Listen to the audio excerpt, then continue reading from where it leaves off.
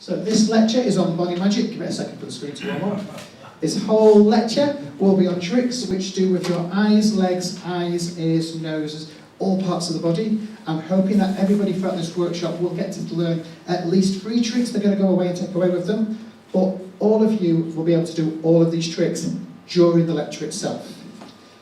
I like my workshops to be where people learn things. So if you've got your phone with you, feel free to take photos of me, take photos of the screen, take videos, whatever you need to learn and remember these tricks, feel free to get your cameras out and take pictures and video. Okay, so we're going to start off with an opening trick called arms crossed. Everybody hold out your hands in front of you.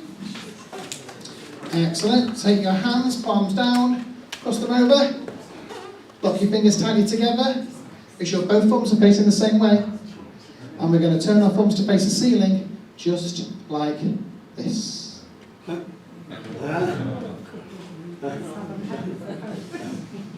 can give your hands a big shake.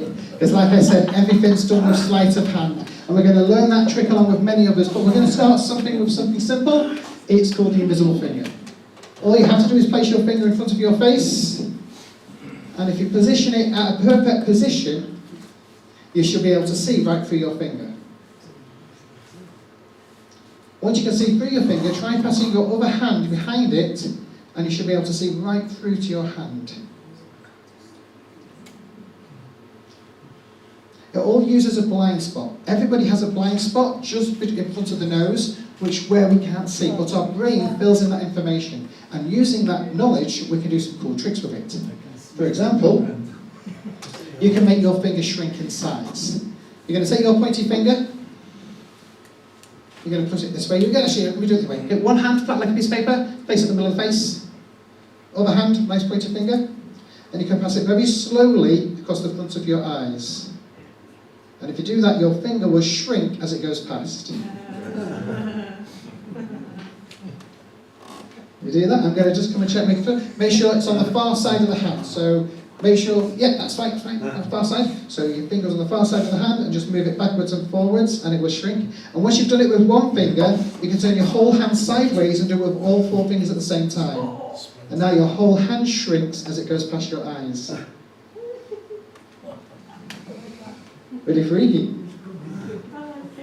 Everybody can do it, and it's just made your fingers shrink in front of you. You can take it a step further. We'll do ghost finger. This one, all you have to do is take your 2 fingers, put them together like this, put your knuckles of your hands together, just like I've done mine.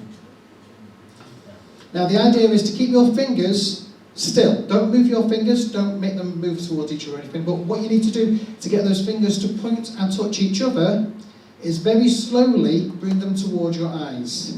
So look at your fingers and bring them towards your eyes, and your fingertips will touch each other, but you don't need to move them. You don't need to move your fingers. It's all an optical illusion. They've gone through the other way as well. I've gone through the other way.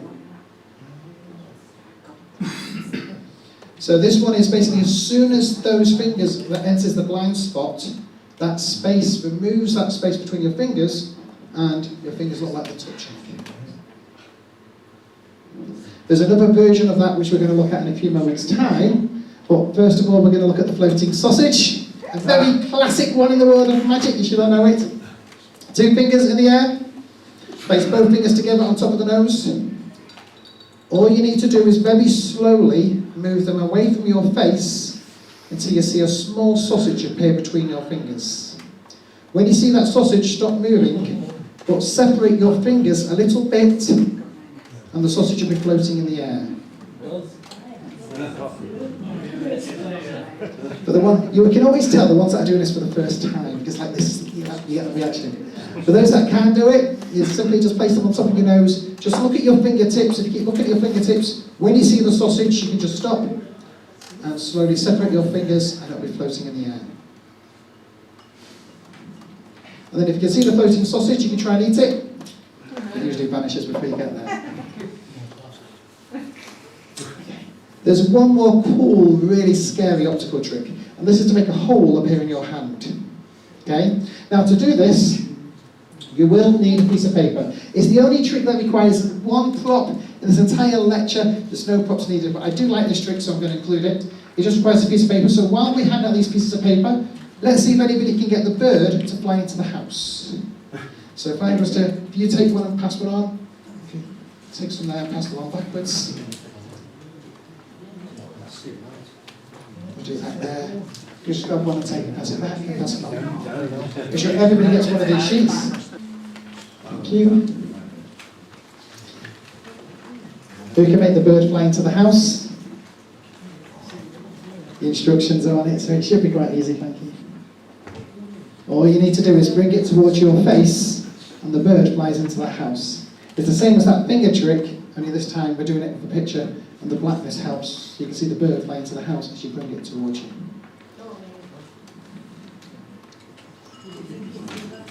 Now, the cool one is to make a hole appear in your hand. To do this, you're going to roll this piece of paper into a large tube, but you want to roll the tube sideways, lengthwise. That way the paper is as long as possible. And if you roll it in a particular way, it will make a magic wand. And you may notice the instructions for those first 4 tricks are all on this piece of paper, which you can keep as a reminder for those tricks specifically. Should I collect the £10 seat? So, once you've all got the large tube, excellent, all you need to do is look through it like a telescope. I'm going to come along and just change a few people's positioning. So, Chris, if you hold it with your other hand, hold the tube with your other hand. Is it? John, is it? Yeah, okay, right, okay. Will you hold it with your other hand? Yes. Thank you. Everybody else? Just looking. What do you hold? Pete, you need to hold it with your other hand. There's a reason being, we'll get to that in a second. It's only certain people. Okay, once you're looking through it with a telescope, place your other hand next to the tube. Next to the tube. Place it next to the tube. Look at me if you need to know where that is. And then open both eyes.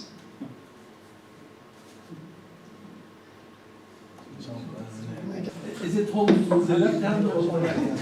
It doesn't. It basically, if you're going to look through it with your right hand, if you're going to look through it with your right eye, you need to hold it with your right hand. If you're going to look through it with your left eye, you're going to hold it with your left hand. I can't not to try and confuse people to begin with, but that's the kind of the general rule. The reason being is you need to have both eyes open for the trick to work, and if your hand is blocking your eyes, you can't see anything. So if you're looking through it with your right eye, it goes with the right hand. If you're looking through it with the left hand, left hand. When you got it position, if you then look at the distance first with both eyes, Yes. it seems to help it. It is very, yes, I And can. right in the middle of your hand. If you position it, in fact, if you use an A4 piece of paper, you can also move it a bit more to exactly where you want it to be. I found it varies for every person. Oh, I see. Right. If it's not working, I've got a whole bunch of That is, or a nail gun. Thank you. Everybody got that? Yes. Is a pretty cool one. Okay. We'll place the paper on the table in front of you. That's yours to keep if you wish. And now we're going to look at the legs. For this, I will need a volunteer. Who would like to volunteer for this trick?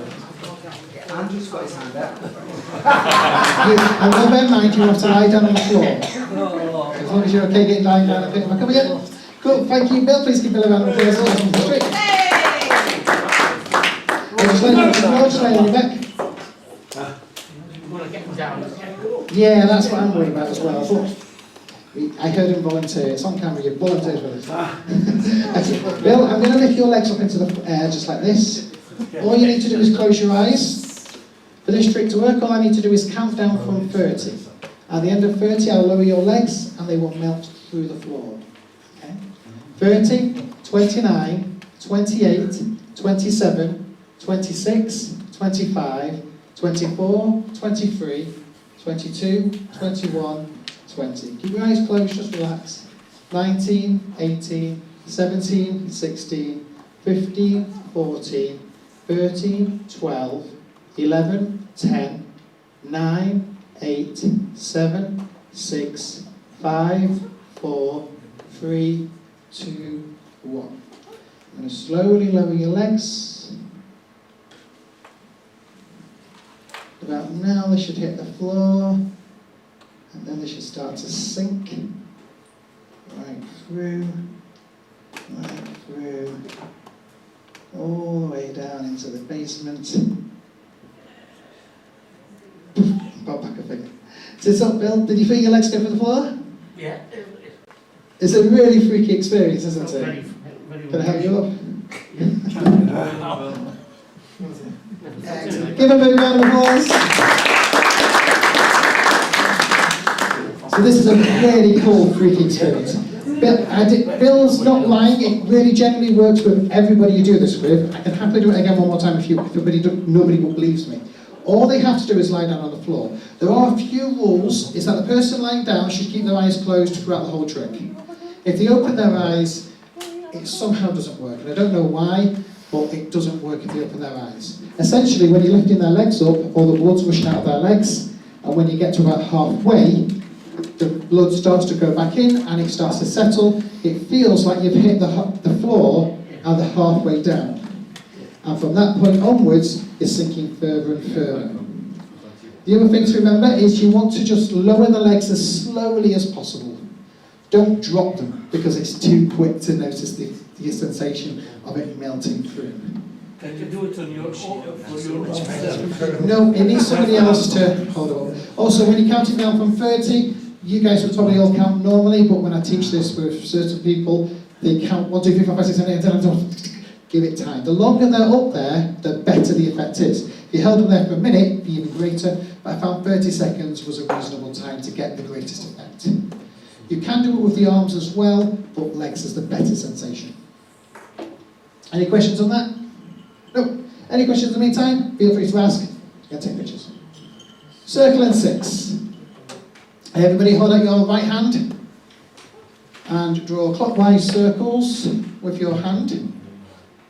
Then extend one leg, probably your right leg, and draw the number 6.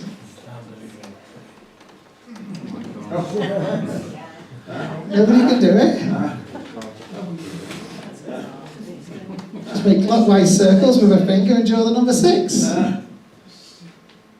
What's happening to your legs? Your legs are all going all over the place. Your arms are all over the place. Okay, this is a really freaky one. There is a way to do this, and that is to draw the 6 backwards. So everybody draws the 6 from the top, goes around and comes back. If you started from inside the loop and went anti-clockwise with your leg, you will find you can draw the number 6.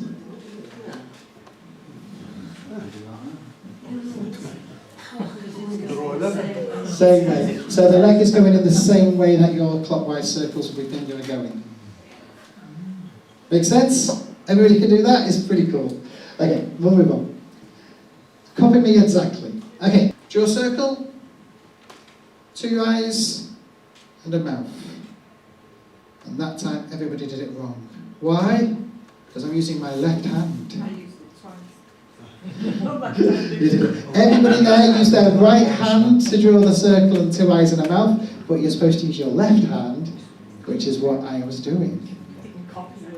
You did copy. Now, don't get me wrong, there are people who are left-handed and will do it left-handed straight away, but because the majority of people are right-handed, including me there, to be fair, in the first performance, everybody intentionally starts to draw with their hand which they're most dominant with, which for most people is their right hand. If they are left-handed, they're always going to win that bet. It's a cool little thing to think about, especially if you're left-handed. Play that trick on people, you will win them every time. Okay. Shrinking arm. We'll have everybody stand up for this. There we go. Get their legs working. If you were next to a wall, such as there, all you need to do is place one hand next to a wall. If you're not next to a wall, just place your hands next to somebody else next to you. So, whoever you've got a partner with, you need to be exactly 1 arm's length away from one person. So, credit with Bill. Okay, we're exactly 1 arm's length away.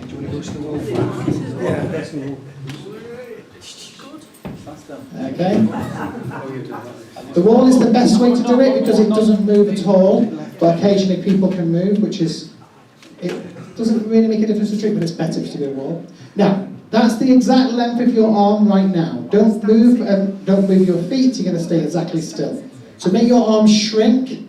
All you need to do is bend the elbow and rub it for 5 seconds. 1, 2, 3, 4, 5. And if you try putting your hand back, That's weird. it's shrunk for everybody. Yeah, you can do it 5 more seconds and it might go even further, but it's kind of diminishing effect at this point. It will go even further, just mess it around. Thank you.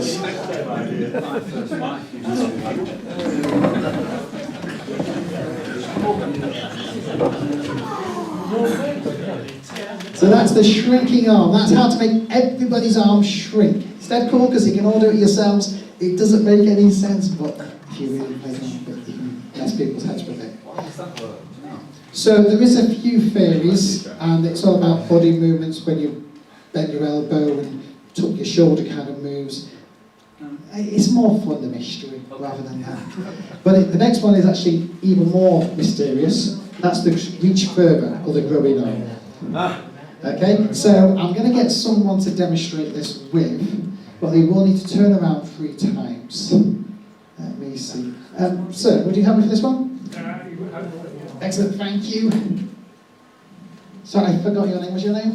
Hi Rob, hi Rob. So we're going to do a trick called reach further. All you need to do is keep your legs straight, just reach, see how far you can reach down. Is that so? Make a mental note, everybody here, that's roughly as far as you've gone. So all we need to do, I'll do it for myself so you can see that's how far I can go. Okay? I'm going to have to take the mic off for this because all we need to do is stand up. All we need to do is turn around 3 times and then do it again. 1, 2, and 3. And reach again. There was a slight pause. See that? It was completely rubbish the first time. Just rubbish now. So do it 1 more time, just turn around 3 more times, or I'll do it 1 more time. And then just immediately reach down again. 3, and 1 more time. Oh, yeah, that's definitely further, that's definitely further. Thank you. He's a good with that, give him a big round of applause. So this is a weird way to make your arms get really longer. All you have to do is turn around 3 times. There is a point, so once they turn around 3 times, they immediately need to reach down and do the move. If there's a pause from it, it seems to go away, that effect, but it seems to work every single time. Okay. It's nice to do it with the young ones though, because they can turn around 3 times, multiple times. It's fun when you'll lose their sense. Stretch your arms. Similar to the others, but we're going to take our arms like this, and all I need to do, if I show you what we're going to do first, I just pull, and it gets bigger and bigger and bigger and bigger and bigger until it becomes almost twice the size. I do it with this arm. Oh, that's really big. Okay, so to do this one, everybody hold your hands in front. You're going to relax your shoulders, make sure your shoulders are nice and relaxed and not moving forward, just at a gentle, relaxed pace. If you take one arm and slowly start to pull on it, but what you're really doing is just moving your shoulder forward a tiny bit. The small movement of your shoulder creates the large movement of the hand at the front. Now, if you looked really carefully at my shoulder, you'll see one is slightly much forward with the other, but everybody's attention is on your hands, and now you can see that the hands are miles apart. And you can do that with both hands to create the impression that both hands have grown. Now, it also works if you're wearing a jacket. It's a bit hot in here today to wear a jacket, but if you do it with a jacket and do it this way, that works, and because you're doing it against your body, the jacket gets snagged between you and your belly, and when your arm moves out the sleeve, it creates that added effect of growth because the jacket is stood still and your arm gets bigger within the jacket. Straightforward enough. Let's go through lots of them. There's many of these effects as we can. Peter, it's just your arm. Like heavy arms. For this one, everybody needs to hold out 2 hands in front of them. Okay, I'm going to ask you all to close your eyes. Your hands are out in front of you, close your eyes. Now I want you to imagine, on your right hand, I'm going to place a really heavy book. It's a very heavy book, it's quite heavy. I'm placing that on your right hand right now, and it's balanced just there. On your left hand, I'm going to take a helium balloon and tie it around one of your fingers. that helium balloon starts to lift your hand into the air. That left hand is starting to go up because of the balloon, but your right hand is starting to sink because of the book. I'm going to add another book on top of that right hand and another book. So now there's 3 books weighing down your right hand as your right hand starts to sink lower and lower and lower and lower and lower. But your left hand starts to rise further and further and further. In fact, I'm going to add another helium balloon and another helium balloon. There's now lots of balloons on your left hand, and your right hand with the books is starting to sink. Your hands are really starting to move as that left hand goes higher and higher and higher, and your right hand goes lower and lower and lower. And if you've all done that correctly, you can open your eyes and have a look at your hands. And if your imagination has worked, you will have your hands at all different spaces. So this is a weird trick. It works with imagination. And you do have to use your imagination for it to work. If you're not going to play along, it won't really do much effect. But for those it does, which is the majority of people, what will happen is when they open their eyes, they'll find their hands are really far apart. It varies exactly how far apart they are, depending on the person. So for some people it won't be too much, for some people it'll be a lot. But it's a really fun one that you can do. And it's used by a lot of hypnotists as a kind of self-hypnotizing thing for making them believe they're hypnotized, but it's just a body trick. It's all about mind playing havoc with your body. Okay, locked hands, similar one in effect.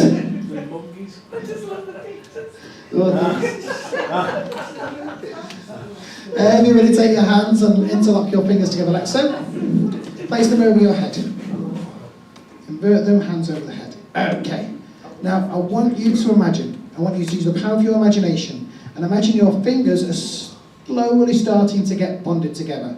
In fact, imagine that I'm taking some glue and dipping glue on each one of your fingers, and that starts to secure your fingers in place so there's no way your hands can come apart. That glue is starting to really form and bond between your fingers, locking your hands together. At this point, your hands are getting so stuck that you can barely even move them apart because they are stuck, and that glue starts to set, and it starts to set really strong, really strong, really strong, until it's set. And if you've been using your powers of imagination great enough, your fingers should now be fixed together. And if you try and slowly try and unlock your fingers, you should find it's almost impossible because your fingers with the glue has set them together. You can try and undo. If you can't do that's fine, because your fingers are glued together. But if you want your fingers to come apart, just lower your hands and your fingers should be free again. Okay, now again, this is one of those hypnosis ones, and if you do go to a hypnosis show and they do this, your hands will be up there for about 3 minutes, to be honest. And I'm not going to waste that amount of time because I'm about to show you how it's all done anyway. But the trick still works when you're in short doses.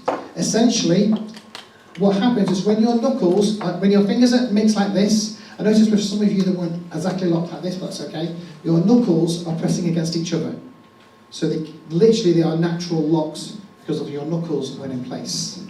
When you invert them and place them over your head, all the blood is rushing out of your arms. This makes your arms physically weaker because all the blood is rushing out of them. If they were up here for a good 2-3 minutes, like a hypnosis show, your arms will be incredibly weak.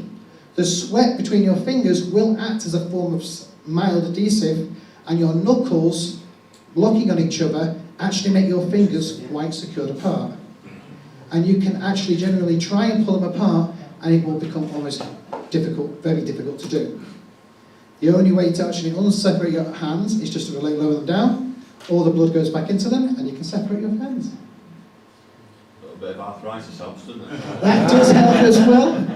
That and using real super glue. But I'll let that happen. I'll wait a second for that video. So, locked hands. Let's have another one. This one's called finger test.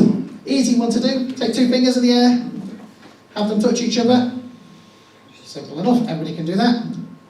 Separate your fingers again. Close one eye. Try it again.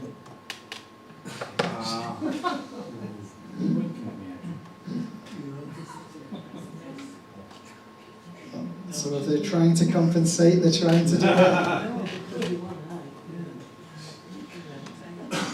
Oh, yes, if you try it with the other eye closed, see if that makes a difference as well.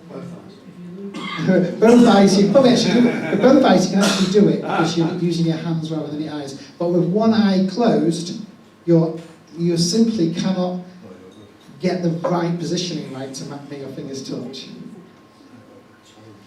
Oh, almost there. Oh, that's a fun one to do. Round and round, a bit like the other one, but you're going to make clockwise circles with two fingers to point at each other. You're going to go round clockwise circles with one hand and anti-clockwise circles with the other hand. Oh my God.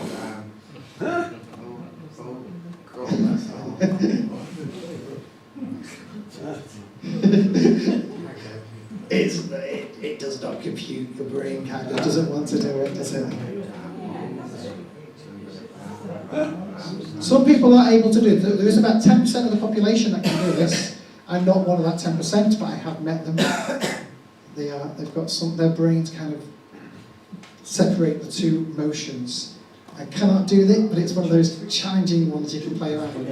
And a lot of these that we're going through, they're really cool to do in the pub. So if you're after a drink, guys who want to try something to amuse them, stuff like this is really good to give them something to play around with for a while. It's round and round. Okay, magnetized fingers. You're going to take your fingers, hold them up in the air like so. Fingers interlocked with two index fingers pointing up. Okay. Now, your fingers are currently apart. But what we're going to try and do is we're going to try and add some imagination to those fingers so that the fingers will slowly start to touch each other. They'll start to touch each other because we're going to take a large piece of string and wrap it around your fingers. Now, I want you to imagine that string is starting to pull on your fingers and it's starting to bring your fingers closer and closer together because that string is getting tighter and tighter and pulling on your fingers so that your fingers are touching. They're going to move towards each other until they touch, touch, and touch. And it doesn't matter how much you want it to stop, your fingertips will start to touch each other until it can go no further. Yeah, I think that's with most of you. We got that, we got there. He's fighting it, I can see him fighting it. Andrew will get there eventually. And we're there, excellent. So there's another cool one. It's self-working. There is no real magic behind any of these. It's all about body tricks and things that you probably you didn't know about your own body, and you can do some amazing effects with them. This one is simply, if you hold your fingers there long enough, your fingers will actually want to relax and come together. But throw in all the mumbo jumbo about string. Some people do magnetics, like magnets, there's positive magnets trying to attach to each other. Whatever you want to do, it all works, and it's pretty cool. We're going to move on. So I've got loads of these, there's about 60 of them. Yeah, so don't worry, we're not going to do all in the first half. But that's why we're going through some. I want this workshop to be so many tricks, it's overload, you don't know what to do. That's going to be really cool. Restrained thumb. So this one, before you see the method, I'm going to go back one. These pictures are brilliant, Stephen. They work for them actually. So the idea is everybody has to take their hand and make it either touch their shoulder or their armpit, whichever one they wish to do. Their fingertips touching the shoulder or the armpit, and all they have to do is take their thumb and push their thumb into their fist. Take your thumb and push your thumb into your fist. I'm sorry, Steve, can you... Put it back. I'll go back to the method because you'll get there in a second. So, for most of you will be unable to do that. If you place your fingers on your shoulder or your armpit and try and move your thumb into your hand, you cannot do it. It would cause you lots of pain, as you're starting to realise. It's a physical thing to do because of the way that the tendons are stretched. However, you can do it by putting your thumb into your fist before you put it onto your shoulder. And now you can get into that position. So if you tell people to get into this position from here, they'll probably not be able to do it at that point. You're double jointed. So that double jointed doesn't count. Do I win the bet? All pretty cool ones. Okay, lift a finger. So you've all got a table in front of you. Everybody place your hand on the table in front of you. If you place your fingertips on the table, so lift your hand, just keep your fingertips on there, and then curl in the middle finger. Okay, and make sure the knuckle of the middle finger is just touching the table. That's it, I can do it on something flat. Like this. Okay, so this is a kind of fun experiment. If you're enjoying the club, lift up your thumb. Good to see that. If you're having a wonderful meal here in the Vicar Book, lift up your pinky. Yeah. If you think it's nice and warm in here, lift up your first finger. And if you think this lecture's amazing, lift up your ring finger. Oh, no. That's it. That's okay. So this is kind of a weird thing that once your hand is in this position, with the knuckle touching the table, you can lift all the 3 fingers here apart from your ring finger. Okay? Now, I've seen people use this as a kind of comedy lie detector test. So if you're doing a show with a lie detection trick, they have the spectator do this, and they have the whole pattern based around them not being able to lift that ring finger. You can also do it as a bet, so it's like here, if you can lift all 4 fingers, you win the £5 note. They'll only be able to lift 3, they won't be able to lift a 4th. Challenge turnover. Okay, so everybody hold out your hand. All you've got to do is make your hand turn this way to this way without rotating the wrist. She's trying to remember it. I am. Yay! Oh no. Yeah, I did it. So you're going to go that way to that way without rotating the wrist. The pictures on the screen do help. So the way to do this without flipping the wrist is to go up to the side and out, up to the side and out. And now your hand has turned over without you rotating the wrist. So I'll start palm up. For me, it's just the way I do it. Up to the side and then out, up to the side and out. And your hand is now turned upside down. Interesting.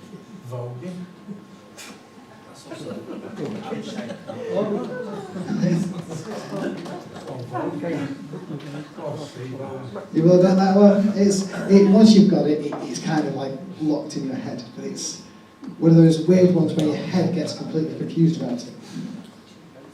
Okay. Hand through hand. I'm going to do this around the room a few times. This is one where you take the hand and it melts through the other hand. I do it over here. It goes 1, 2, 3, and my hand melts through there. Over here, 1, 2, 3, my hand melts through. 1, 2, 3, my hand melts through. So, this is a cool one. What you can do is hold out one hand, flat like this. My other hand, I go in beside the fingers once, and the second time, my front hand goes into a fist and goes forward as that hand gets to that same point. So it's 1, 2, 3 at that. So I go in between the fingers the first time, and the second time my hand simply turns into a fist. But it creates this optical illusion for anybody in front of you that your hand has just melted through the other hand. Now some people do this quickly, some people do it slowly. Either one works, but certain people seem to be able to do it better one way than the other. So you can either go quick, or you can go slow. And you get this really weird idea that your hand is melted through the other. Quick look better, isn't it? It varies for different people, and I think some that work great as well.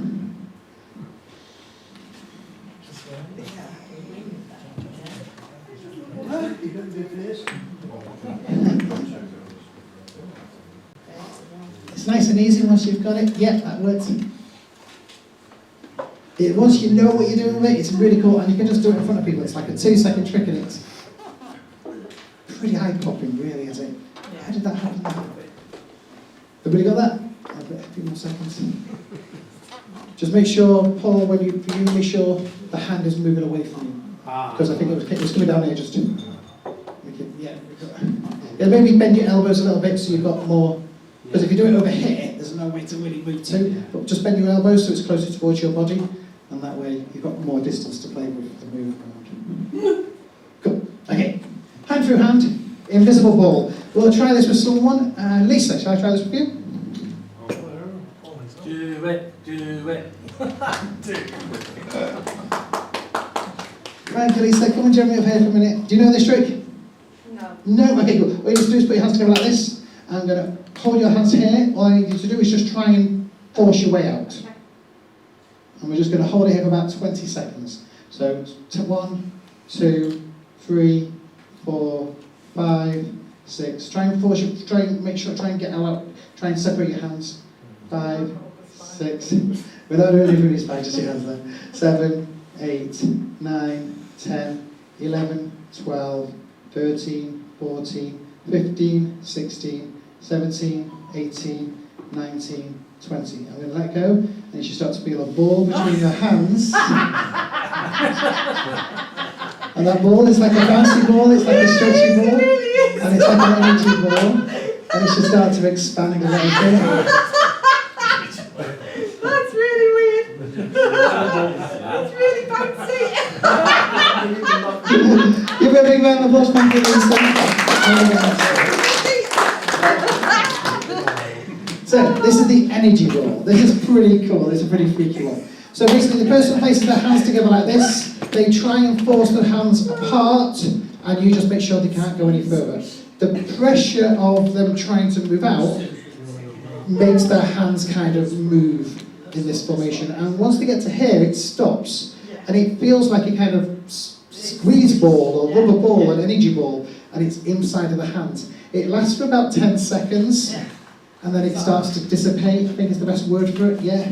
And you can do this with anybody. You can do this with anybody you know at home. Try it. All they have to do is hold their hands together like this, and you get that effect.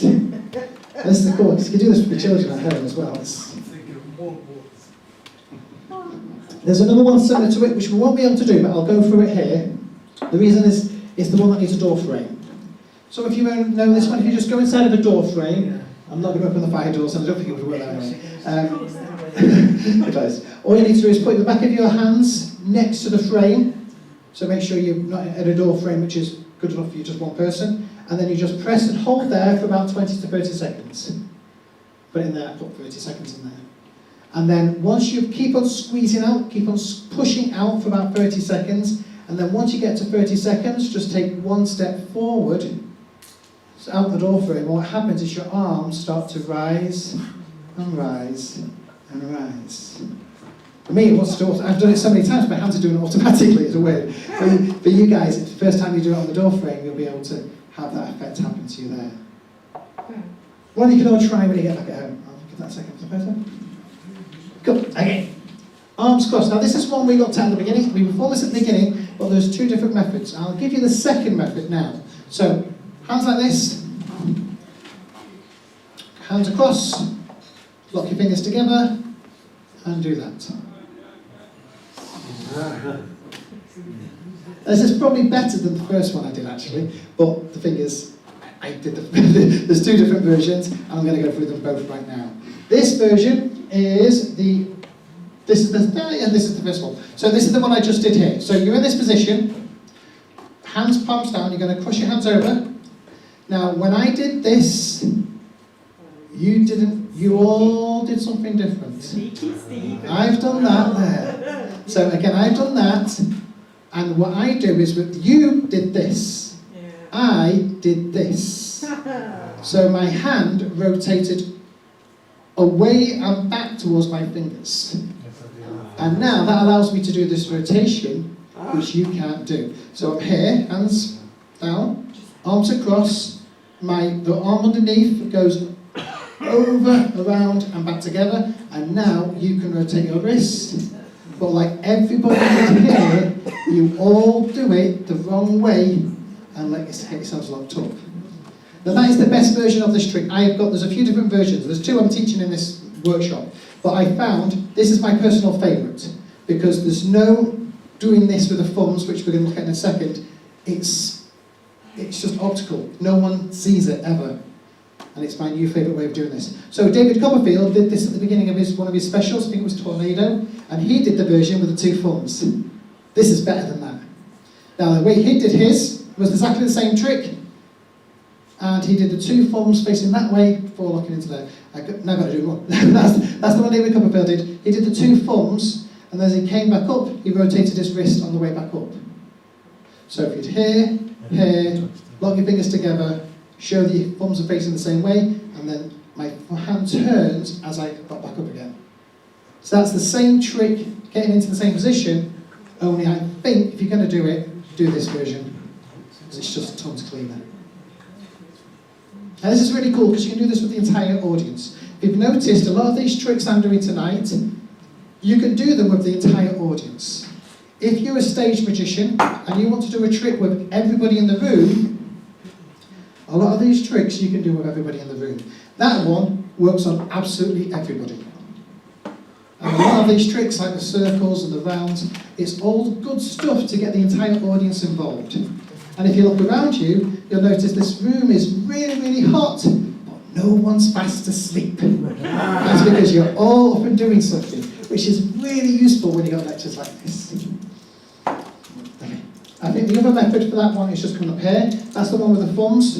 That's the version David Copperfield does, if you wanted to do it more like him. Okay. Nose pincher. This is one you're going to take your two fingers, put them in the air like this. You're going to cross your hands over, place the tips on the end of your nose, and separate your fingers.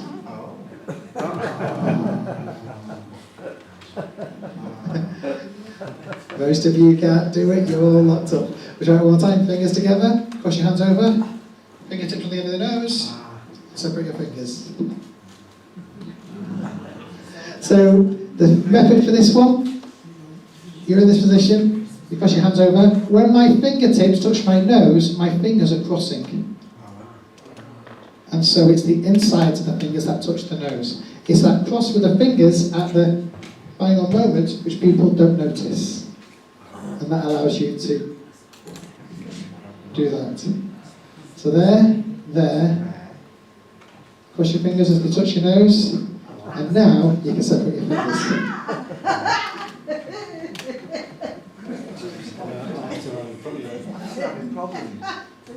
There. Cross your fingers as you go towards your nose. Yeah, you got it. So if you look on here, they can see a nice big one. I don't know if there's any bits big. Yeah, there's.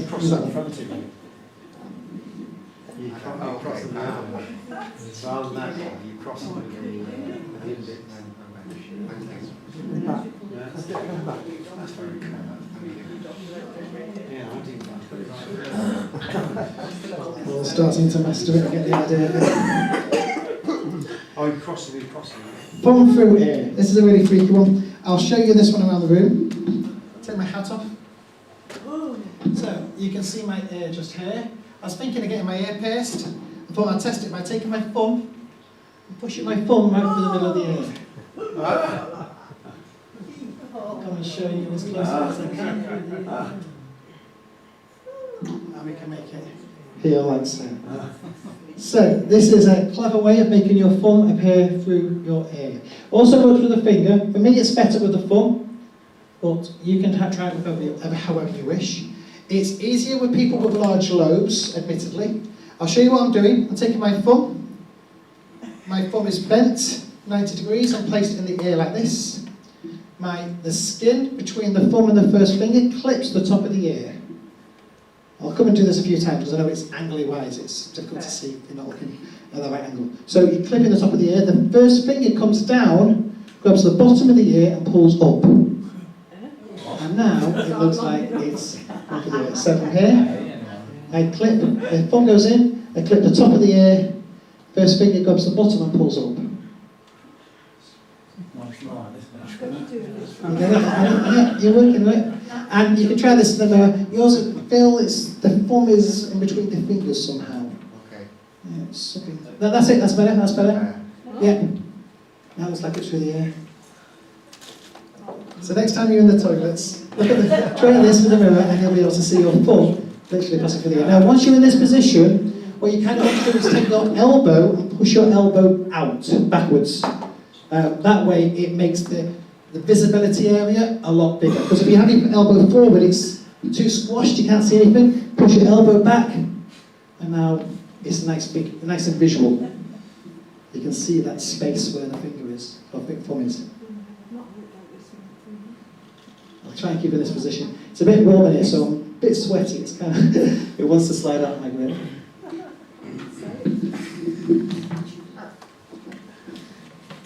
The finger is what you can do that with the finger as well. The photos are there to show you the finger version. I've always done it with my thumb. It's just the way I learned it initially, but the finger one works as well. Okay, I think we're going to try another freaky one now. This is called foot stuck to the floor. I need someone to come up and help me. Who would like to help me with this one? Please, Paul, thank you. Give a round of applause as he comes to the stage. Okay, hi Paul, come and stand just here. Excellent. Paul, I want me to stand. Shoulder feet side apart. Excellent. Would you place one foot forward, your right foot forward? Now look at your foot, stare at your foot, kind of concentrate and look deep at your foot. Okay, keep your eyes on your foot, focus on it. Because what I'm going to do is take an imaginary nail and hammer that nail through your foot. So now your foot is getting nailed to the floor. In fact, I'm going to do a bit more. I'm going to take some of this imaginary glue, pour that glue around your foot, and now that glue is starting to set with your foot. It's starting to form it. And let's just do a bit more. We'll take some of this quick drying concrete, pour that all around your foot, and just blowing it a bit. There we go. So it's starting to set. Can you feel that concrete starting to set around your foot? Yeah, I can. Yeah. You can feel it really set there. Has that glue set yet? Can you feel it set? You can feel it set? Okay, if it's really set, you should be able to have your foot stuck to the floor. Try and lift your foot. Try and lift it, but it should be stuck to the floor. You shouldn't be able to move it. Is it stuck there? You can't move it? You can't move it? Yeah. Almost, he's trying to stuck. Let's take it a step further. How about your back foot? We've not put any glue on the back foot, but that's it, that one's fine, but this one's solid. Well, what we'll do is we'll make it release by just touching your foot like this, and then just stand up and you should be able to move your foot. Oh, wow. Like that. Give him a big round of applause. Will you stay with me for a second, just so I can explain this trick? So this is a pretty cool one. Okay, this one, who attended Wayne Fox's light heavy workshop? A few people did. He did a variation of the hand. We're not going to look at that today, but this is a fun one because that hand one is, some people, it works better on some people than others. This one works on pretty much everybody. And there's a few reasons why, because it's not based on your imagination, etc. It's based on science as well. When you stood with your shoulders feet apart, with one leg forward, if you stare at your foot, what happens now is he can't actually lift his foot. He could try, but if he's looking at his foot, he can't lift it. You can all try this yourself. Stand up. Just place one foot forward and stare at your foot. And if you stare at your foot, keep staring at it and try and lift it. Just keep staring at you'll find your foot has pretty much got stuck in its place. Now, when you throw in all the extra bits, such as the nail, the glue, the cement, it reinforces that idea that foot is stuck. Well, there's a few things to remember. So the person looking down on their foot, if you look at their body posture, they are leaning forward slightly to look down on their foot. Some of you were doing it from here, so your back was straight, which means you'll just be able to lift it. But if you are leaning forward, you cannot move, your centre of balance is now shifted forward, so you cannot lift your foot without falling over.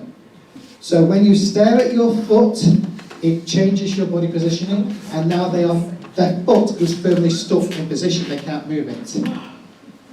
Now the beauty of this one is that trick works by science, but nobody sees it. Nobody notices it because they're all thinking that their foot's stuck because of all the patter. I thought I could move my foot, but I couldn't. You couldn't do it. It was stuck. Well, science meant you could do it. Now the back foot is a bit different. I tried it with you. Sometimes, once you've done it firstly with the front foot, when it comes with the back foot, they can't move that one either.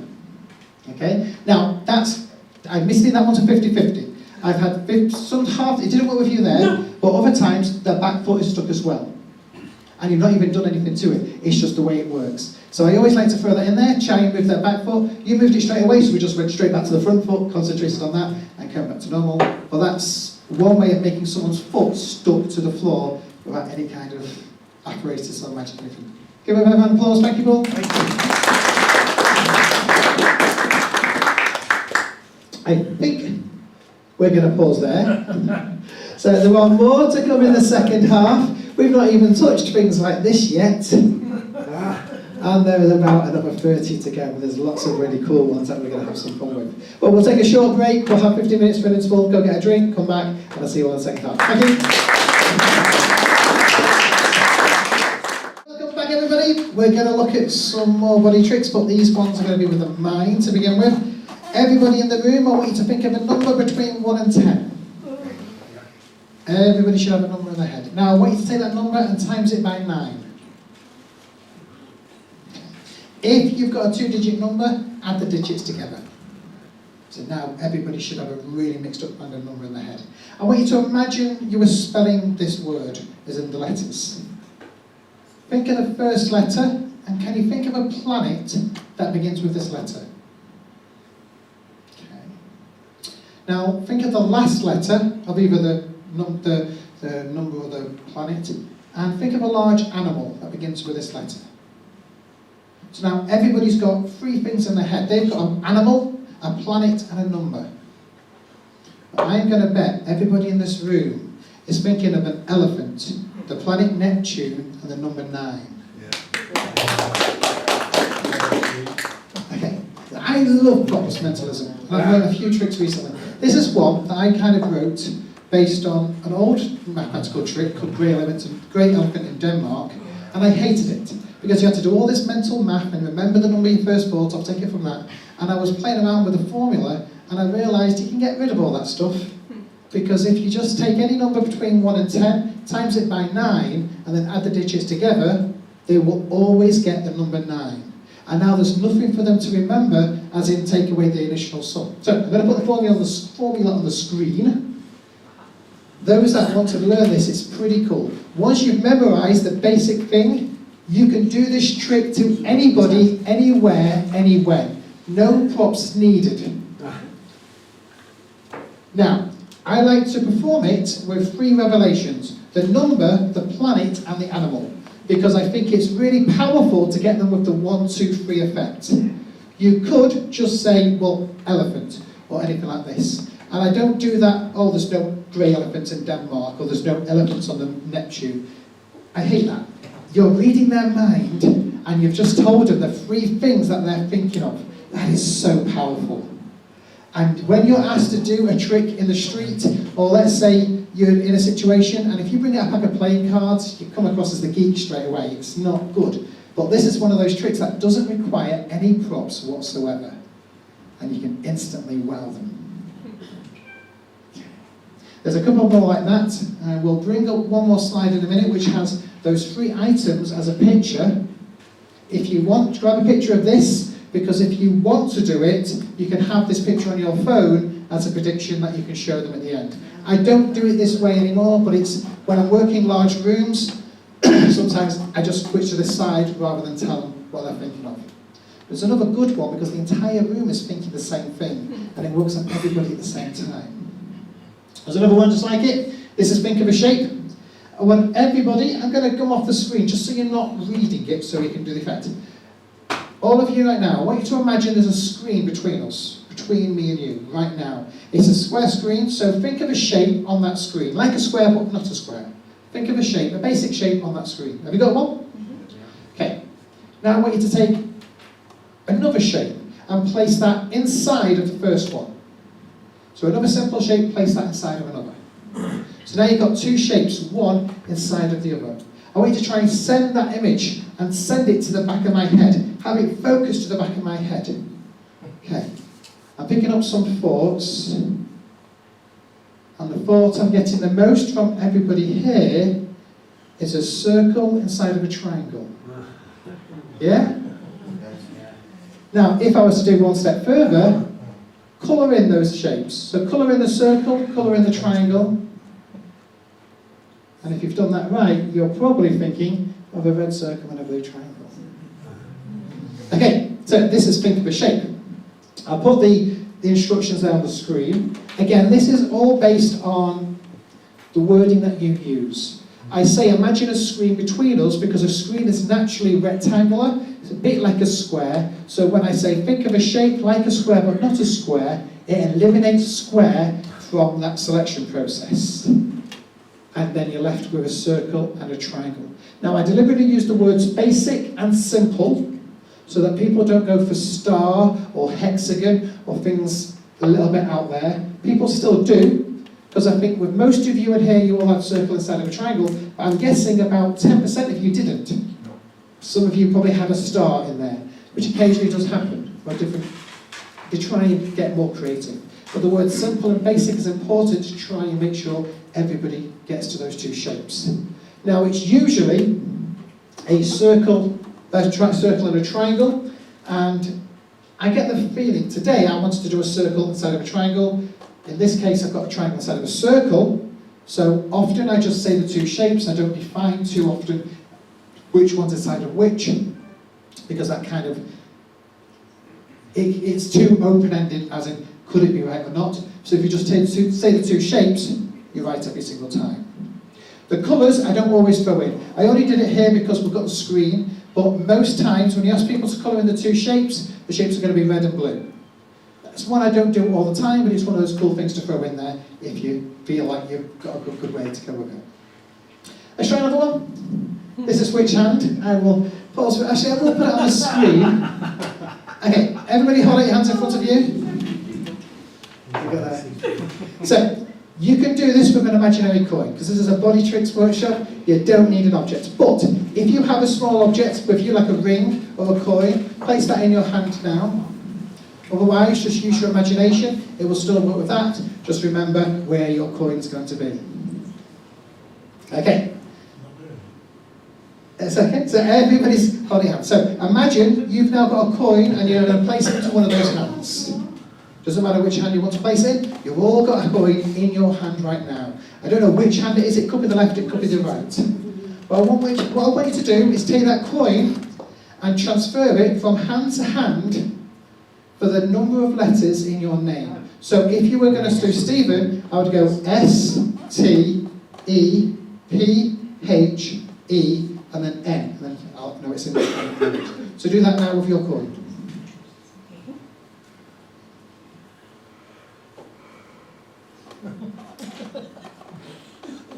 Okay, we're going to do it one more time. Now we're going to do it for they're going to spell the month that you were born. So whatever month you were born, move it for one letter each time, each letter of the month you were born. Hand to hand. Wish I was born in May. And one last final time. If it's in your right hand, move it once for the letter right. If it's in your left hand, move it once for the letter left. Move it one more time, spelling the hand it's in. So whatever hand it's in, spell that. Spell that word it's in. Yes.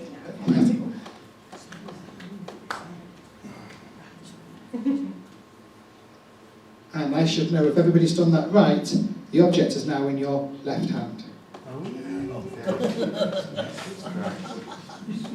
Okay. So this is all mathematical. It's a which hand type effect. And for everybody in the room, if they did that, it would always be in the left hand. The first two stages are the name of the month, make no difference whatsoever. It's still going to be in a place I don't know at the end of those two stages. But mathematically, the word right has 5 letters in it, and the word left has 4 letters in it.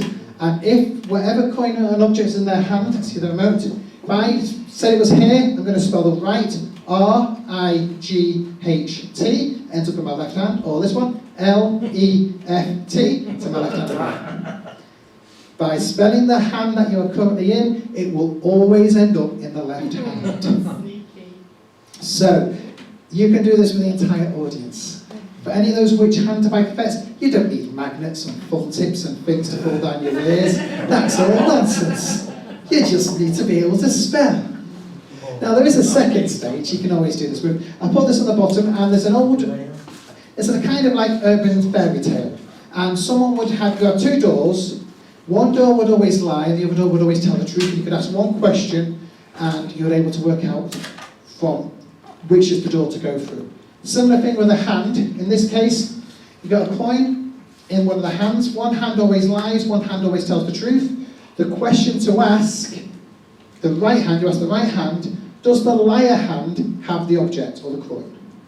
If you ask that sentence exactly like that, does the liar hand have the coin? If the answer is no, and then it means the right hand is holding the object. If the answer is yes, it's in the left hand. And that will tell you which hand it is. The wording's just there. It's one you can play around with, but you do kind of want the coin to follow on the right one over. Yes? How do you know which is the liar hand? So it's, you don't know, but you can always know from that answer where the coin is. So the answer is counterintuitive with logic. It'll take a degree to kind of, it's too difficult to get my head around. But that's a nice cool one to do for which hand. Okay, eye revolution. Going back to a couple of physical body ones. Who can do this with their hand? Can make a circle around their eye, like so. 3 fingers at the top. And all you've got to do is rotate your wrist so that you are now looking at it through the other side, but the 3 fingers are still at the top. Oh. From there, so the 3 fingers are still at the top. Yeah, I smell it. I'll try to do it with 2 hands. There to there.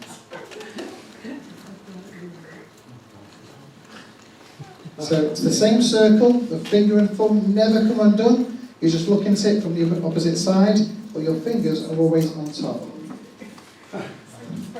Now this is one of those ones that you can either do it or you can't.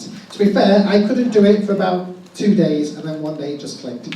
So don't worry if you're not going to get this straight away. It took me a couple of days and it's just my brain was thinking differently. It got somewhere different with it. So you go basically make your finger and thumb with the 3 fingers, and it's impossible, as I say, it took me 3 days to just suddenly click. You're simply flicking the wrist and looking at it through the other side with keeping the fingers on top. Once you've got it, it's there all the time, but there's no way I can possibly kind of demonstrate it for you right now without you getting it. But it's one that you can play around with practice. But it is one that's pretty cool to do because footballers seem to be doing it as their goal-scoring celebration. They're doing this at the moment. Oh, are they? It's their thing, yeah. It's the thing that all footballers are doing when they score a goal. The other one like it was similar to what you just said. I'll switch it onto here. Is this one. Yeah. Batman. Get into that position. Pickles. Yeah. So to get into this one, you just place your fingers on your bottom of your cheeks and just rotate so from there and up. And that allows you to get into that position.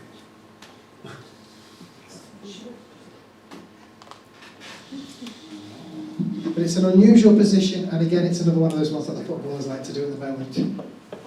It's their flavour of the week. Okay. Tell or tale a teeny tom form. Here's a small performance piece. I'll get a quick drink though before I do it. Okay.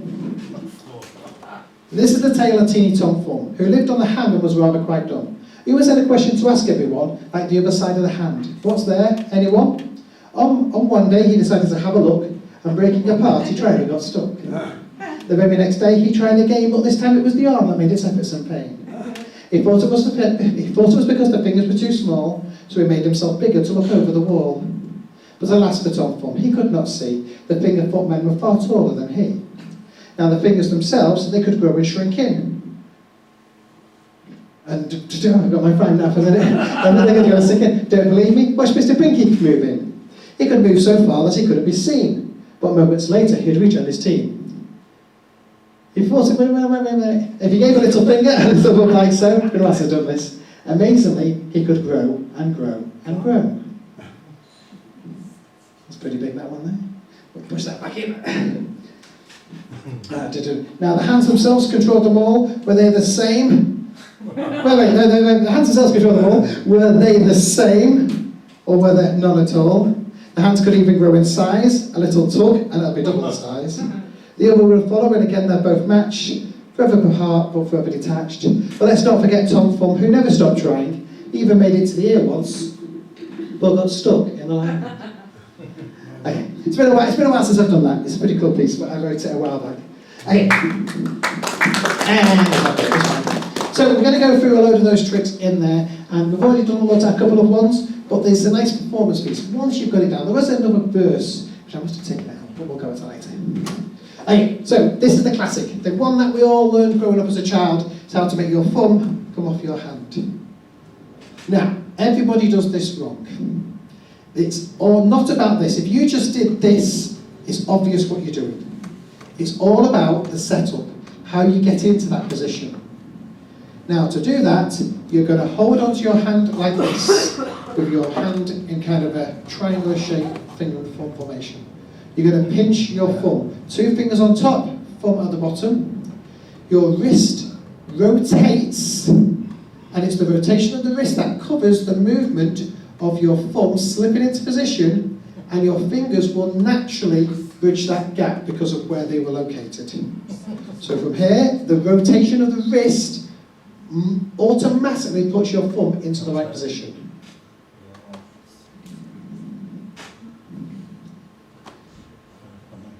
So we're there, we're pinching the thumb, we just rotate the hand, and the thumb lands in position in order to cover. I've got 2 fingers covering the join, and now it looks as though I've got the end of my thumb attached to the other one.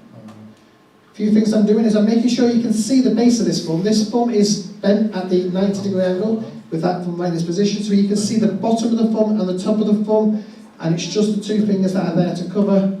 It allows you this nice clean view of both sides of the thumb. I like to wiggle the thumb to show it's not made of plastic, because people do know about those. And then you just slowly move to the end of the finger and no further for this first one. And you do the exact opposite to get out of it.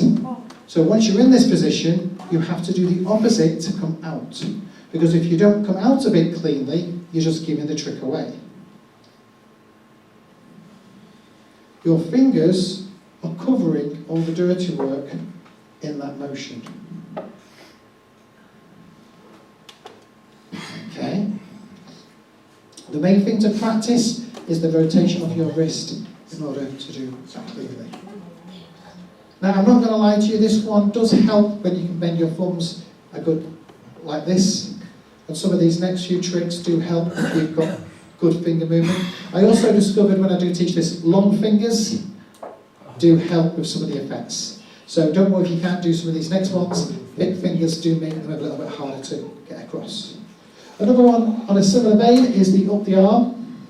This is the same kind of technique, however this time, this is the effect I'm doing it. And instead of the first one, left some of the thumb visible at the bottom, joined. In this one, I'm actually doing the same move, but the thumb moves into position and the fingers go around, so it looks like it's sticking out the top of my hand, so I can go up the arm. And because the thumb is tucked all the way into the fist, I can now move up the arm and back again. Go the same way in and out, so if I do it from the beginning, get that. It's nice to get the wiggling thumb effect as well, but maybe that's just me. So that's a variation on the same thing, and I do them both in that poem. Stretch your thumb. Now, there's variations on this, and I'm not even sure I do it right, not the best way. I've seen some people do it amazingly, better than me, to be honest, because they use their mouth and do that. And I don't, yes, that works, but I don't like putting things in my mouth. So that's just one thing, especially now that we're after, it's in 2023, we're in a world where I don't, but I get that the effect looks a lot stronger. Does anybody here do it with that? It's okay, is the position?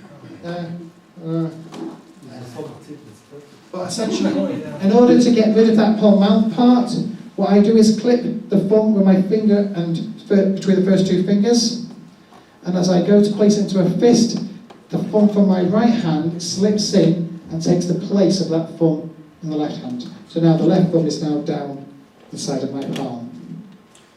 And now I can pretend to rotate or twist my thumb as it goes up, and it looks like the thumb has grown in size.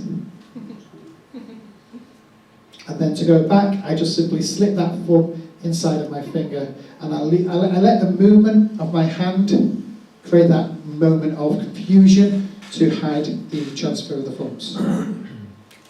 But you get this effect.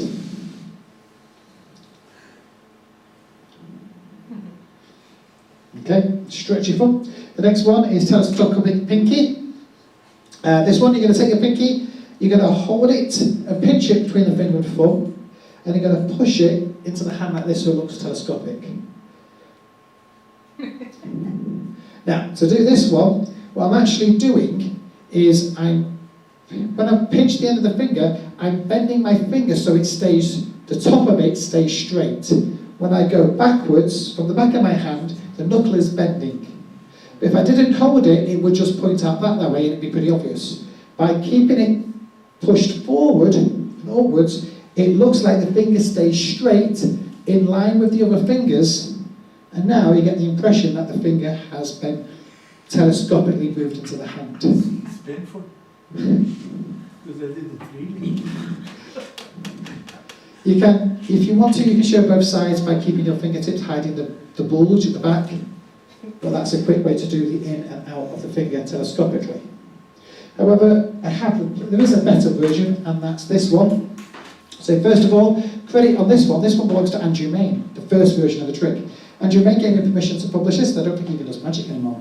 But yeah, this is one of his that I actually loved. And this one, you're going to take your finger, hold it out like this.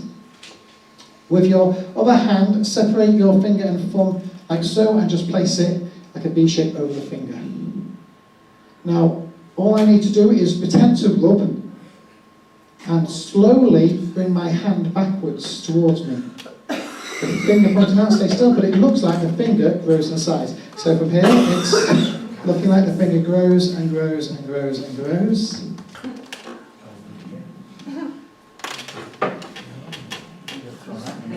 And the illusion is the finger grows. Now you can also start with the finger relaxed and tense up the finger a little bit as you're doing this, and it creates the impression. Now the thing is, you want to try and make sure you don't go so far back that it exposes the other fingers. What you're doing is making this finger, using all the skin here, to create that impression of it getting bigger.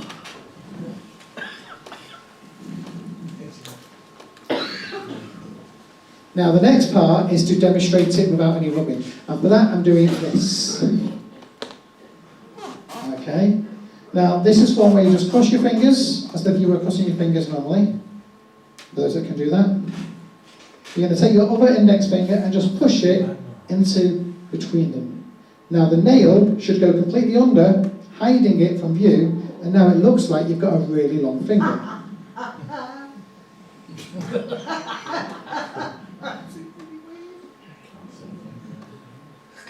So again, just cross your fingers, take your finger, place it inside, and now it looks like you've got a really long finger.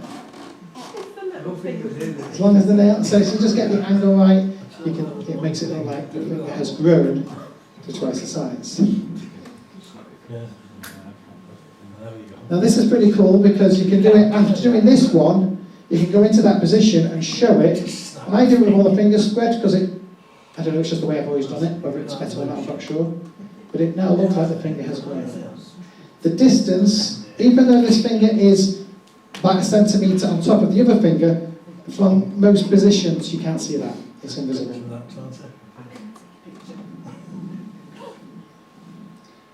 Everybody got that? Yeah, pretty much.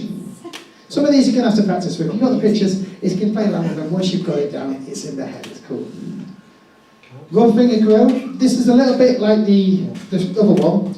However, this one, you're going to start with your finger really relaxed. And I mean relaxed as in it makes it look small. And then all you need to do is just rub and stretch and tense and stretch out the finger. I'm not so sure how well this will do for the distance factor. If I do it this way, you can see it's there, really small. And hopefully you'll be able to see it growing as it tenses up. So all I'm doing is I'm literally curling my finger, making it nice and small physically, just by kind of, I don't know how to explain it, I'm just kind of keeping my finger as relaxed as possible. And then as I rub it, I tense up the finger, and as it tenses up, it appears to get bigger. Something all men should know about.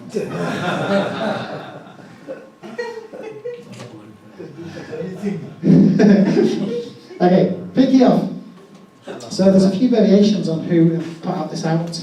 And this is one, I will go for this one the most. So this is the one where you take your pinky off the hand and put it back on again. You see the pinky? Take it off the hand and put it back on again. From here, and there. Now there's another version. The version I did before was this one.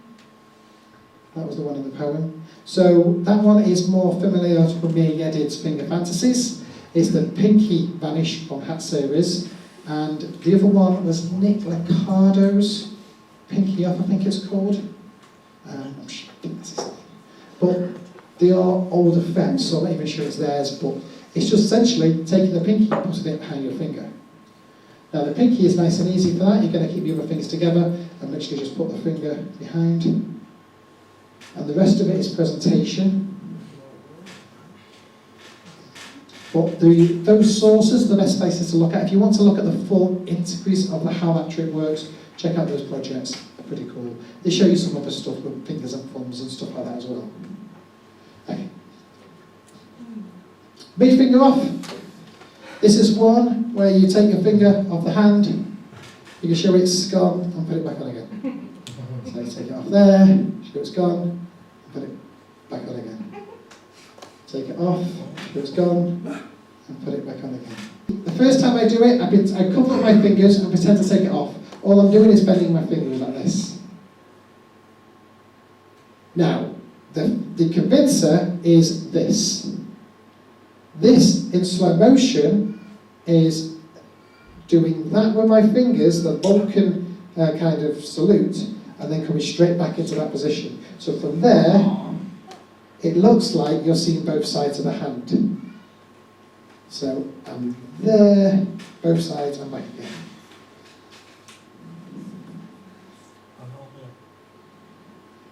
If you do it quickly enough, they don't have enough time to focus, they think they've seen both sides of the hand with the finger vanished.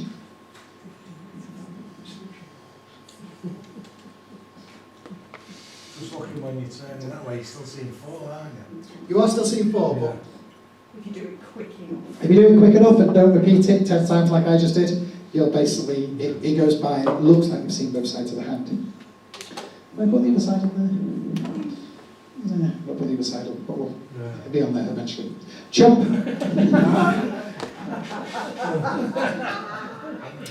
Cool one, this is where you take a finger and you can...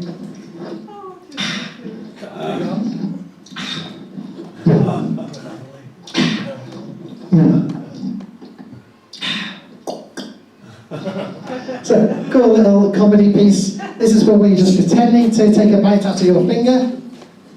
And as you get to the mouth, you just bend your finger, pretend to swallow it. Take another bite, another bite, another bite, and eventually just bring it all back. It's a quick comedy piece, but it's pretty cool to do because it is a startling effect, especially if you're not expecting it. Especially if you give it all the acting, the pantomime, it looks like you're genuinely eating your finger. I did the one finger version for Chomp in the middle of that routine earlier, but you can do it with the whole hand as I demonstrate here. Get to play around with all these, some of the fun ones. Okay, 1 foot up. So, who would like to have a go at another trick? Who should we get up to help me for this effect? I'll go, yeah. Peter, do you like to come and join me? Wonderful. Please make it to the stage. Just mind the wire here. Okay, Peter, so normally we'd like to do this next to a wall. I think, I don't know if it would work on a chair, but we can try it with a chair first, but if it doesn't work, we'll try it next to a wall. Would you place your foot next to the chair? Okay. Now the challenge is to lift your other foot without moving the one next to the chair. So lift your left foot. Yeah, I'll be leaning into the wall then, won't I? Yeah, so if we did it next to the wall, we'll try next to that wall. Let's move this anyway. So if your foot next to the wall, can you lift your right foot? I don't think I can, no. Not without falling over now. Not without falling over? Wow. No, you're not going to be able to do that. Well, we'll come back to that one in a second. Let's just try one while you're up here, see what the next one is. Okay, push fingers. Okay, we'll try that one. We'll come back to this as well. So if you hold out one hand like this, So I'm going to try and push your hand down using just one finger. All you've got to do, I'll use two, just make it gentle. All you've got to do is try and resist me, stop me. Okay, yeah, pretty straightforward. I am pushing out, I am not, I don't want to hurt anyone, I'm just, okay. So let's see if we can make it easier for me. Lift one foot up. That's it. Okay, give me a round of applause and let them sit down, thank you. So this is two different tricks here. The first one is more of a kind of a barbell situation. If someone stands next to a wall with one foot touching the wall, they'll find it impossible to lift the other leg. All because their centre of balance has been shifted. They can't lift their foot up without falling over. They need to shift their balance again, but the wall stops them from doing that. So it's a cool one that you can try with people at home, and they can have lots of fun with it. They all think it looks so easy, but they just can't do it. Second one is a bit different. This is push finger. So basically, one person holds out the hand, and you simply push on the hand, and they can resist. They will be able to stop you. In order to get them to do it, all you need to do is have them lift up one leg. What you can also do is have them stand on the edge of a curb or stand on a book. What you're doing is offsetting their spine by a small amount, which what it does is it sends your brain into kind of a defense mode, and it makes you protect your center of balance. Your arm just drops. It's very difficult to concentrate on two things at the same time. Your arm's thinking about balance, and your arm has no resistance in it anymore. Okay, there's a couple of those. The toe levitation, otherwise known as the Baldici, as some people have called it. Yeah. I don't know if I'll do a quick demonstration of it here, but I'm aware nobody will be able to see what I'm doing. Essentially, I'm going to stand here and float into the air and drop there. I do it from this angle here, and then I'll come around the room. So it starts off here. It should be about that area. Okay, I'll try over here, try here. So I'm here in this position, feet on the ground. I'm going to higher, yeah. Okay, so this is the Balducci levitation. It's not actually called that. He's just the first person that performed it, and since then it's been published as such. It hasn't got a name, it hasn't got an original name, nobody knows where it's from, so I've called it toe levitation for this. Essentially what you're doing is standing on your rear toe, but the positioning of your body is vital. You're standing at a 45-degree angle with my toes, so I'm performing for you guys here, my rear toes are at an angle where my leg blocks them. So you can't see my toes. So when I stand up like this, on those toes, I'm going to have to do it here so you can see. The angle means you cannot see that rear toe, and it looks like I'm floating. The important part is the back of the feet are together, and it looks like both feet are off the floor, when in fact only the toes are actually balanced there. Everything else about it is about acting in pantomime, so you're going to bend your legs a couple of times, with your arms flapping at the side, and when it's time to float, your arms go up as well. Now that is the misdirection, and it's also the illusion, so that the distance your arms go up, people think is the distance you've risen off the floor. Magicians, it's unlikely to have that effect on, but essentially from here, I've only gone up a small amount, but my arms have gone up this much. So when I'm in here, I land, and I come back and say, was it this high, was it this high? I'm creating a false narrative in their head about how high I went. This does work.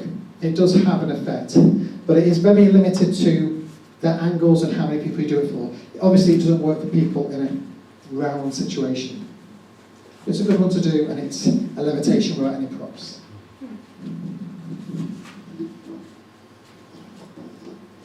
Okay. Look further forward. Everybody can do this one. Everybody stand up.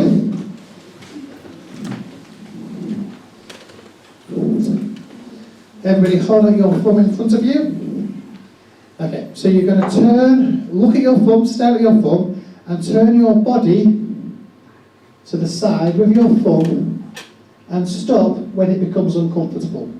So when you get to a point where you can't go any further, it's just uncomfortable to go any further, stop there. Now look into the distance and make a note of something on the rear wall so that you know exactly where you are. so that when you go back here later, you'll know you've gone further.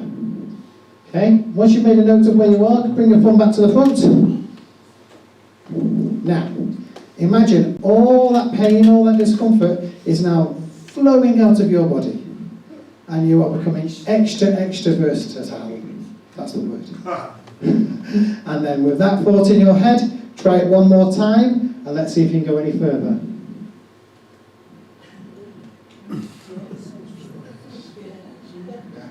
We've all gone a lot further. Well done, sit back down, you did a good job. Your powers of imagination worked. Okay, so look further thumb is a cool effect.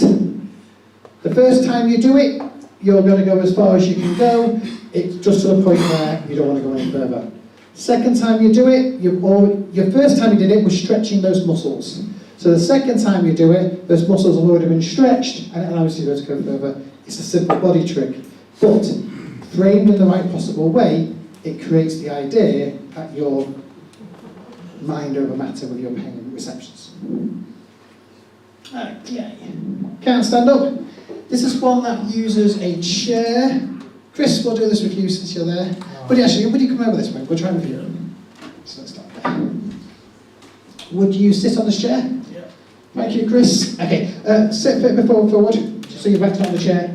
Go further forward so you're not in the chair. Okay. Just lean back a bit though. Okay. First of all, can you stand up? I'll let you just stand up for a second, just if you can. Go, and sit back down again. Okay, come a bit further forward so you're not leaning on the back of the chair. I'll let you lean back a bit though, and what I'm going to do is place my finger here, and that should stop you from being able to stand up. Give it a go, see if you can stand up. Can you stand up? No. No. No. Okay, I'm going to take my finger away, and you should be able to stand up again. There we go. Can't stand up is a really cool one. Again, it's used by hypnotists a lot, and there's a few other things that you want to do to make it more in your favour, the odds. First thing is, you want them to sit near the end of the chair. Don't sit on the back of the chair, because some people use the back of the chair to slide up on, and that just basically turns it into a fighting match more than anything else. So just make sure they're nowhere near the back of the chair. It's best to do it, if you're going to do this trick, do it with a stool. That way there's no back and you've got no problems whatsoever. I've seen some people do it on benches. There's a video of them, they do it on the bench in there. The next thing is, you want them to lean back a bit, and because what it sends their centre of balance to down here, and now they can't get up. It's a scientific impossible for them to get up unless they move forward. And some people might try and use their arms and fight you with their arms. If that happens, just tell them to pull their arms at the side. Chris didn't do that, so I didn't need to say it this time, but just have to pull their arms to the side and not use their arms. And if they're leaning backwards like this, there's no way they can possibly get up anyway. Science works in your favour. The finger on the head does actually work as well, so technically you could do some other stuff on that basis, but the finger on the head just stops them fighting a lot, more than anything else.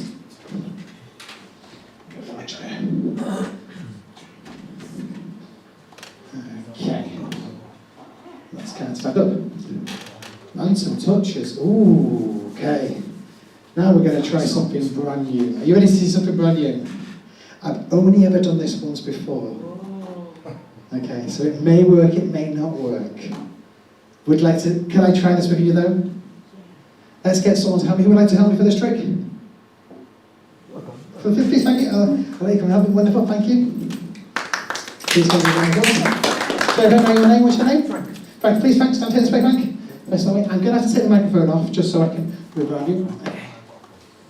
Okay, so Frank, what I'm going to do is, if I was to touch you on your hand, if I was to touch you on your shoulder here, Yeah. would you lift up your right hand? Yeah. Say if I touched you down here, you would lift up the right hand. Yeah. If I touched you on your left side, Yeah. you would lift up your left hand. Yeah. Okay? So, straightforward. Would you close your eyes? Yep. Okay. So what I'm going to do is, if you feel a touch on your right shoulder, the right hand, lift up your right arm. Feel that? Yep. Pretty much straightforward. Okay. I'm going to come over to the side. Let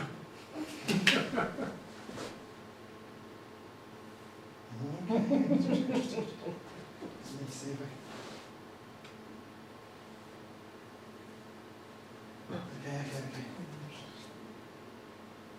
Okay, open your eyes. Give him a big round of applause. Tell him what happened. Did that? He won't know what happened. Tell him what happened. You didn't touch it. Well, I felt the touch. You felt being touched, but you weren't touched. People here were watching, they were witness to it. Okay, so this is Raphael D'Angelo's touch. And I'm still learning it. So I'm still trying to memorise the entire structure of the routine. I'm not going to teach it because it's not mine to teach, but I wanted to demonstrate it for you because it's really the coolest body trick I've ever seen in my entire life. No props whatsoever, and it really looks like you've got some amazing powers. That is only my second time I've ever done it, and if it still worked for you there, that should prove how good it is. Because this is from someone who's only watched a tutorial once, performed it yesterday at a booking with one person because I figured why not, and that's the second time there. And I'm still mastering it, but I think it's amazing. It's amazing, it's amazing, amazing. Okay, that is Raphael D'Angelo's touch. I do recommend it. And if nothing else, watch the videos on YouTube. They are shockingly, scarily good how good he is at that trick. I want to show you one more. I'll just wait for that photo. Well, actually, two more. This is talk. This is a hand twisting illusion. So most of you here will know of Mir Yedid's twisting hand illusion. This is talk. This is a variation on the effect. Normally I'd wear a jacket, but I think we'll avoid that today. Bill, would you like to help me with this one? Thank you. Come and stand up this way. Excellent. We're going to try something, Bill. Would you hold your hand like this? Excellent. Take your thumb and start to turn your hand like so. Okay, see how far you can go. Keep on going, keep on going, keep on going, keep on going, keep on going, keep on going, keep on going, keep on going, keep on going. You seem to have stopped. You feel the pain just there. Kevin, keep it going, keep it going. You've got to keep it going. You've got to keep it all the way going. You've got to go. You've got to get it round. You've got to get it round. You've stopped. You stopped. You've got to go all the way around. You've got to go all the way around. All the way around. All the way around. All the way. All the way. All the way. All the way like that.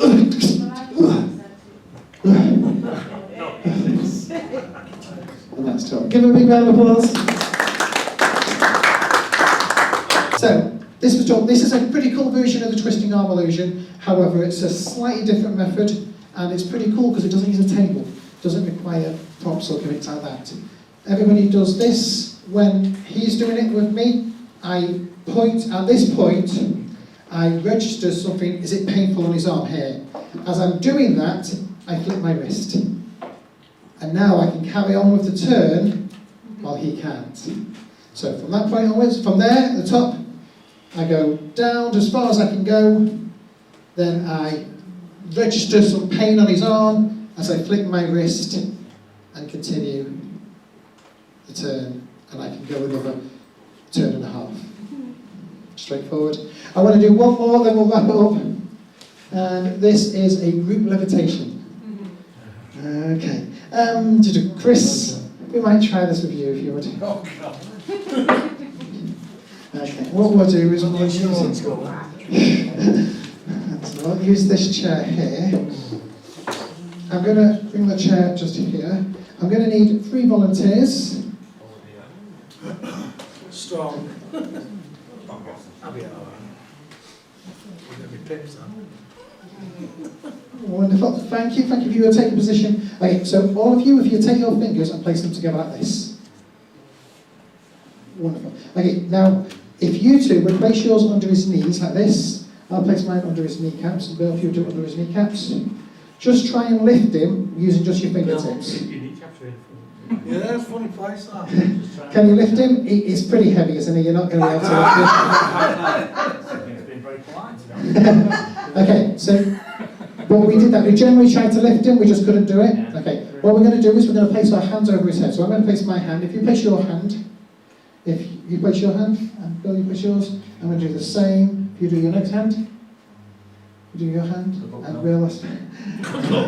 What we're going to do is we're going to kind of imagine all that pressure's being taken out of his head, out of his body, out of his arms and legs, and now the weight of him is going and sinking away from us. And now we're going to take our hands away one at a time. Bill, you take yours away, and yours, and yours, and mine. And then back into position, and go again.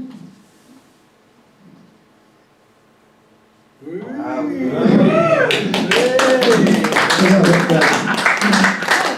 You can do it again, you can sometimes go a lot higher, but I'll let you sit back down for that. Thank you very much. Okay, so this is the group levitation. Now this is one of those weird science studies. There have been studies done it. You can go a lot higher. Some people will go really high into the air. That one wasn't too high, but it still worked. You still were able to lift more than you could beforehand. And all you have to do is follow the instructions. They are strong. But they actually did it for a bit longer. They got in this photograph where they have a fifth person at the back, just in case the person, sometimes, when I mean they go high, I mean they go really, really high, and what can happen is sometimes they can fall backwards. It's nice to have a person at the back to catch them. I was there for that purpose, but when they were doing it, it's nice to have someone at the back to catch them. Okay, we are going to wrap up the lecture there. I think we'll bring up to that. Any questions since we're on the end? Thank you. There are more facts in the book, but thank you.